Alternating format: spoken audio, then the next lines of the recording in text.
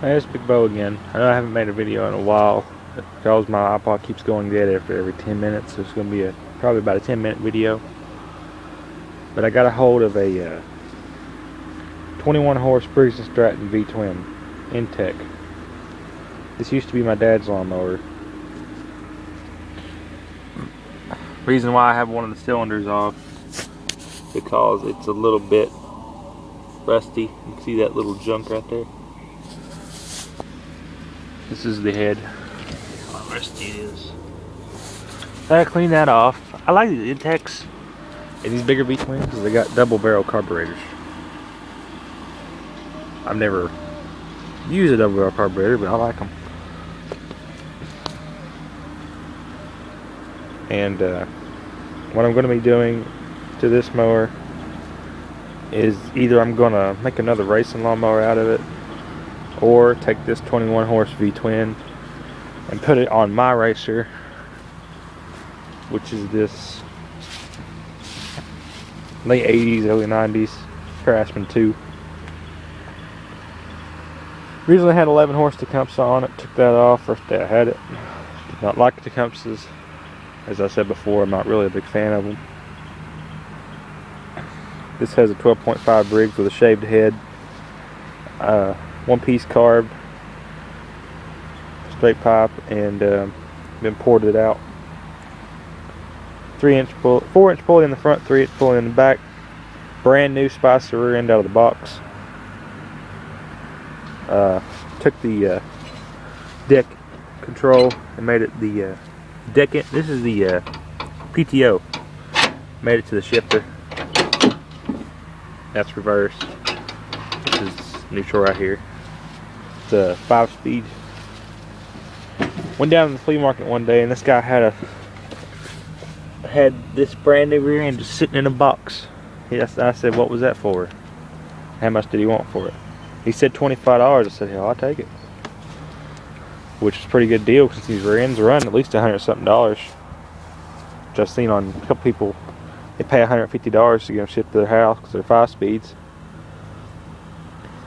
See, what I've done to this thing is brace the frame up, as you can tell, because it was flexing in the ass of it. Bolted the fenders down, welded the swivel piece down because it actually ripped itself out of the fender. Welded the springs on.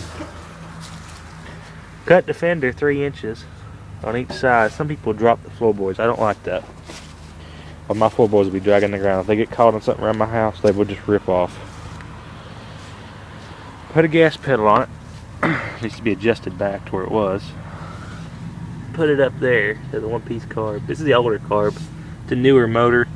It's a 90s motor. It's an 80s model carb. It's right when they changed over to the 2-piece carburetors, the Walburls.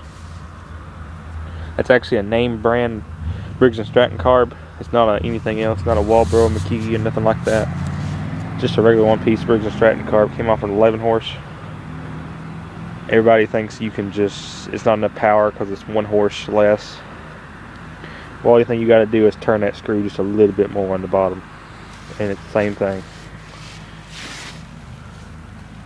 What I'm going to do next is take the 11 horse's head off of it, put back on this. It gives it more compression since it's closer to it.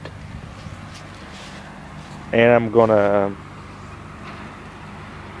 probably just take the motor off, or just put the 21 on here. I've already cut out a little slot for the motor to stick outside. And the reason people put these motors on here sideways, because when you're going around an open track, you're turning left, which everybody knows that. What you do, you put them on sideways like this, and it connects all the weight, goes to the inner part of the track. Crankshaft goes over there, all the way to the piston and everything is over here. That's why what they do is when they build these front ends, which is mine, it's just a redneck front end where you just weld it in the middle of it, cut the frame in half. What they do is they take this side, they leave it just like it is when they build their own new front end. They move the same size over here.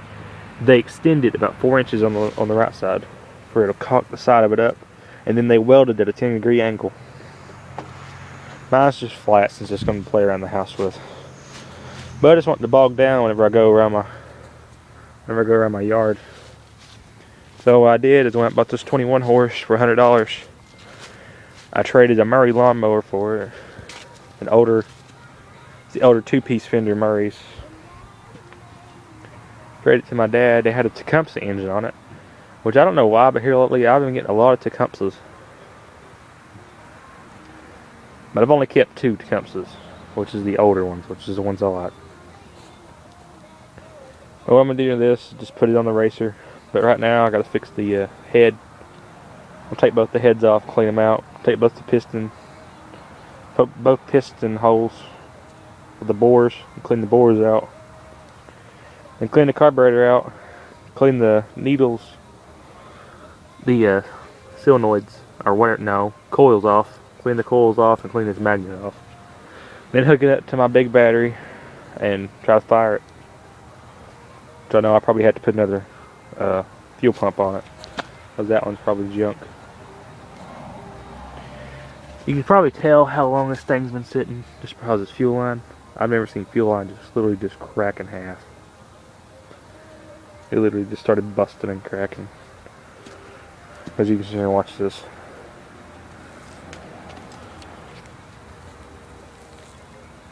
Yep, there's the one dry out of the fuel line. Chunks of it just falling off. There might be another update on this, I don't know. Probably will. I'll talk to y'all later.